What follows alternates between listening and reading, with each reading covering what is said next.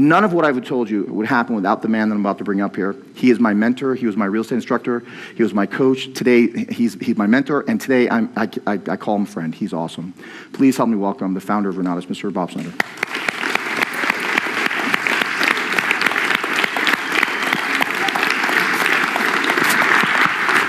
Mic up there.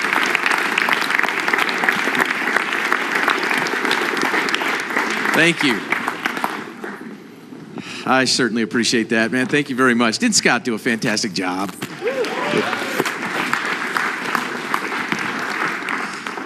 I appreciate the opportunity to spend just a few minutes with you at the close of our meeting this evening, because I want to give you some perspective on kind of where it all started. See, I have this prevailing belief that, we're all born equal with the opportunity to become unequal. Now, I didn't always believe that. As a matter of fact, when I was a young lad and being raised, I came from, let's just call it a dysfunctional family. There wasn't, a lot of discussion about how to create wealth, how to preserve wealth, and how to make great things happen in my family. My dad unfortunately had some addictive problems, and that put him in prison for a couple of years. So when I was a little kid, it was a different discussion and a different conversation. Now, because of the financial stress that took place in our family, I didn't want my own family when I got older to have to deal with that. So I worked extremely hard, probably too hard at times. And I was in the printing industry. Matter of fact, I worked 13 years in the commercial printing industry. And during that period of time, I'll tell you, I worked hard. I made a decent living for my family, but I was never home. It seemed like every year I made a little bit more and saw my family a whole lot less. Anybody relate to that at all? Kind of been there, done that, bought the T-shirt. I had me a whole, wardrobe full of those T-shirts, and I wanted a change. I really did. And it was about that time when I was thinking, there's got to be a better way, that I had a friend of mine call me up and invite me to lunch. Now, when a friend invites you to lunch, you think, whoa, free meal, right? He called up and he said, hey, let's get out to lunch and let's do a little catching up. And I was thrilled about that. Hadn't seen him for a while. So we went out to lunch, and I'm expecting, some pleasant conversation. And he, kind of turns the table on me a little bit and starts to beat me up verbally. And I thought, well, this is a little strange. First comment is, Bob, I've got a lot of respect for you, but I just don't understand why you're playing life small. And I'm like, what do you mean playing life small? Yeah, all of a sudden you get defensive when somebody challenges you on what you're doing, right? If on the other hand, he'd probably say, man, you're so successful, you've got all the time and all the money you've ever wanted, you don't have a care in the world. I would have turned the tables and said, oh, you don't know my life, man, let me tell you my problems. But instead, he approached it from a different way, and I got defensive. During that conversation, I started to open up just a little bit about, mindset, opportunities, what I wanted to accomplish. And before we were done, he did the biggest favor for me that anybody's ever done. It was a life changer. It was a game changer. He handed me a little book by Napoleon Hill called Think and Grow Rich. How many of you have read that book? Whew, right on. Man, I'll tell you what, it ought to be an annual read, because for the first time in my life, it opened my mind to a whole new world of possibilities. For the first time in my life, I looked at it and I thought, well, wealth truly is no respecter of persons. You've just got to learn the principles of success so you can attract it to you.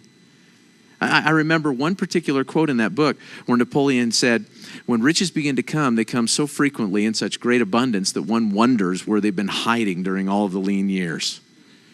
And I thought, you know what? Why not me? That was the first time in my life I thought, why not me? Why does success always have to go to somebody else? Why can't I achieve that? That thought, that idea, that shift in conversation in my own mind changed everything. And I started to take a look at the individuals who were in the printing business, individuals who owned the company, or individuals who had been in that business for a long time. And I thought, am I in the right place to achieve wealth, to be successful? I thought, well, here's a good litmus test. I'll use this as a measuring stick.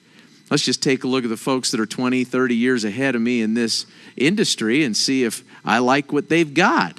If they've got the lifestyle, if they've got the time freedom, if they've got the health and well-being, then maybe I'm in the right spot. They were all prematurely gray, if they had any hair at all. Most of them had had serious health complications and challenges, which were shortening their life. My sales manager, Mike, he wouldn't even be here today were not the fact that he lived next door to a paramedic who came and revived him right after his massive heart attack. And I could see very clearly that I was not in the right place. Now, you know why I landed in that place to begin with?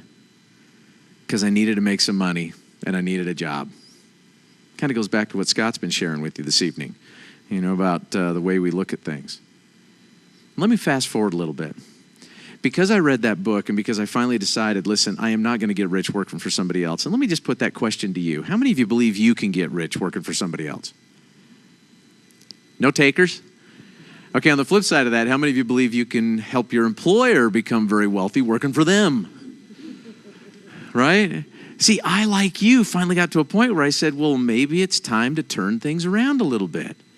Turn the tables. Be the one calling the shots instead of the one taking them. And that's when I started to move forward with my entrepreneurial career. Now, I got to tell you, I was not an overnight success. As a matter of fact, I started a business of my own part-time while I was still full-time employed in the printing industry. So those two professions were running parallel. And it took me 4.5 years. 4.5 years to get to a point where my income finally not only doubled but tripled what I was making full-time in the printing business. And then I was able to do what I've been wanting to do for years. Go in and sit down with my boss and fire him.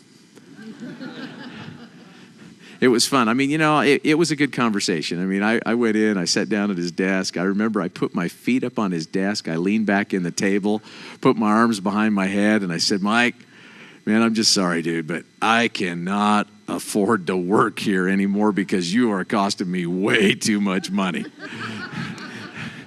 And I thought it was hilarious, right? And he didn't.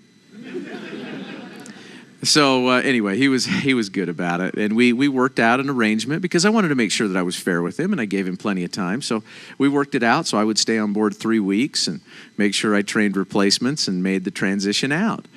3 weeks later, it was an awesome opportunity for me to transition out of the printing industry. I'll never forget what it was like. I left on a Friday, and I can remember on Monday morning waking up naturally. You got to try that sometime. Statistically proven that more individuals die of heart failure and have heart attacks between the hours of 6 a.m. and 9 a.m. on a Monday morning than any other day during the week. People are literally dying to go to work, right? It's not a good thing. I've never looked back from that point forward, but I will tell you this, as an entrepreneur, I kept working and working and working and working and working and working. And I remember thinking back to that quote in Napoleon Hill's book. When riches begin to come, they come so quickly in such great abundance that one wonders where they've been hiding during all the lean years. And I thought, when? And then things started to shift. I remember my first $1 million year. That was a good year. It's not a bad year. And then I had my first $1 million month. And then my first $1 million day. That was the best. That's the best. I just want to put that out there. And I had that moment of reflective pause where I thought, wow, what changed? It seemed like I was just doing the same activities and the same types of businesses and the same types of things and putting in the same type of effort. What changed? And I finally realized it wasn't what I was doing changed. It was who I had become. And it all started with a decision for change, right? The only thing that separates the wealthy from the poor in this country is what they put into their mind and then what they choose to do with it. Would you agree with that statement? And you know what? That's why we've created Renatus.